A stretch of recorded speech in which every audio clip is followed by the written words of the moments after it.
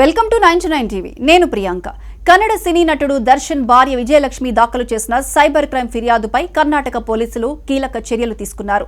Social media వేదికగా ఆమెపై అసభ్యకరమైన వ్యాఖ్యలు చేస్తూ వేధింపులకు గురి చేసిన 2 వ్యక్తులను అరెస్ట్ చేశారు.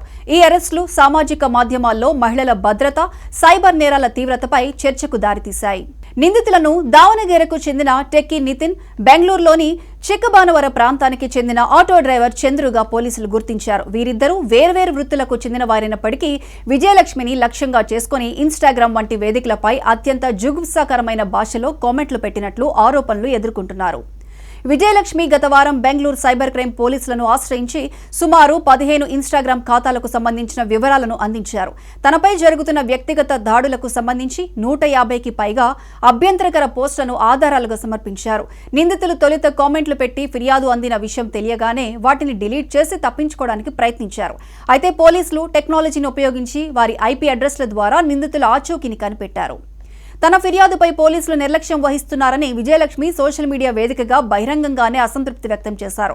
గతంలో నటి రమ్య విషయంలో పోలీసులు వేగంగా స్పందించారని, తన విషయంలో మాత్రం ఎందుకు జాప్యం జరుగుతోందని ఆమె ప్రశ్నించారు.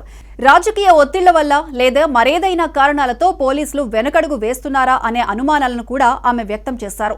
విజయలక్ష్మి చేసిన ఆరోపణలపై బెంగళూరు పోలీస్ కమిషనర్ సీమంత్ కుమార్ సింగ్ స్పందించారు. 150కి పైగా అభ్యంతరకర కామెంట్లను పోలీసులు నిశితంగా పరిశీలించారు. నిందితులు తాము పెట్టిన పోస్టులను డిలీట్ చేసినప్పటికీ పోలీసులు ఇన్స్టాగ్రామ్, మెటా సంస్థల సహకారంతో ఆ డేటాను తిరిగి సేకరించారు. నిందితులు వాడిన మొబైల్ ఫోన్లు, సిమ్ కార్డులు, లాగిన్ అయిన వైఫై నెట్వర్క్ ఐపీ అడ్రస్లను ట్రాక్ చేసి వారిని పట్టుకున్నారు. అరెస్ట్ అయిన వారిలో ఒకరు సాఫ్ట్వేర్ ఇంజనీర్ కావటం అందరినీ ఆశ్చర్యపరిచింది. విద్యావంతుడై ఉండి కూడా ఒక మహిళపై ఇటువంటి అసభ్యకర వ్యాఖ్యలు చేయడం వెనుక ఉన్న కారణాలను పోలీసులు ఆరా తీస్తున్నారు.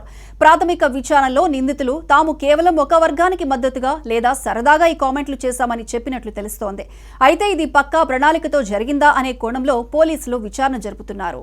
ప్రస్తుతం అరెస్ట్ అయిన నిందితుల నుండి పోలీసులు సమాచారాన్ని సేకరిస్తున్నారు.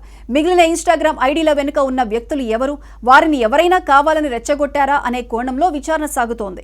సెలబ్రిటీల కుటుంబ సభ్యులను లక్ష్యంగా చేసుకుని ట్రోలింగ్ పేరుతో హద్దులు మీరుతున్న వారికి ఈ అరెస్టులు ఒక హెచ్చరికలా నిలుస్తాయని పోలీసులు భావిస్తున్నారు. ఈ నిందితులపై ఐటీ చట్టంలోని సెక్షన్ 67 భారత శిక్షా స్మృతిలోని మహిళల గౌరవానికి భంగం కలిగించే సెక్షన్ల కింద కేసులు నమోదు చేశారు. ఈ కేసులో మరికొంతమంది ప్రమేయం ఉండే అవకాశం ఉందని, సుమారు 13 ఇతర ఇన్స్టాగ్రామ్ ఖాతాదారుల కోసం గాలింపు చర్యలు చేపట్టినట్లు సైబర్ క్రైమ్ విభాగం తెలిపింది. కేసులో ఇంకా ఎవరెవరి ప్రమేయం ఉందనేది తదుపరి విచారణలో తేలనుంది. నిందితులకు కోర్టు ఎలాంటి శిక్ష విధిస్తుందోనని కన్నడ చిత్ర పరిశ్రమ, సామాన్య ప్రజలు ఆసక్తిగా గమనిస్తున్నారు. కర్ణాటకలో నటుడు దర్శన్ జైలుకు వెళ్లినప్పటి నుండి ఆయన కుటుంబ సభ్యులపై, ముఖ్యంగా విజయలక్ష్మిపై సోషల్ మీడియాలో ట్రోలింగ్ పెరిగింది. అభిమానం పేరుతో లేదా వ్యతిరేకత పేరుతో హద్దులు దాటి ప్రవర్తించే వారికి ఈ అరెస్టులు ఒక గుణపాఠంగా మారనున్నాయి. సోషల్ మీడియాలో అజ్ఞాతంగా ఉండి ఎవరైనా తిట్టవచ్చుననే భ్రమలో ఉన్న వారికి పోలీసులు ఈ చర్య ద్వారా స్ట్రాంగ్ మెసేజ్ ఇచ్చారు. ఈ కేసు ప్రస్తుతం కర్ణాటకలో హాట్ టాపిక్ గా మారింది. విజయలక్ష్మి ధైర్యంగా ముందుకు వచ్చి ఫిర్యాదు చేయడం వల్ల ఇలాంటి వేధింపులు ఎదుర్కొంటున్న ఇతర మహిళలు కూడా ధైర్యం వచ్చినట్లయింది. తదుపరి విచారణలో ఈ వేధింపుల వెనుక ఏదైనా ముఠా ఉందా లేదా అనేది త్వరలో తేలనుంది.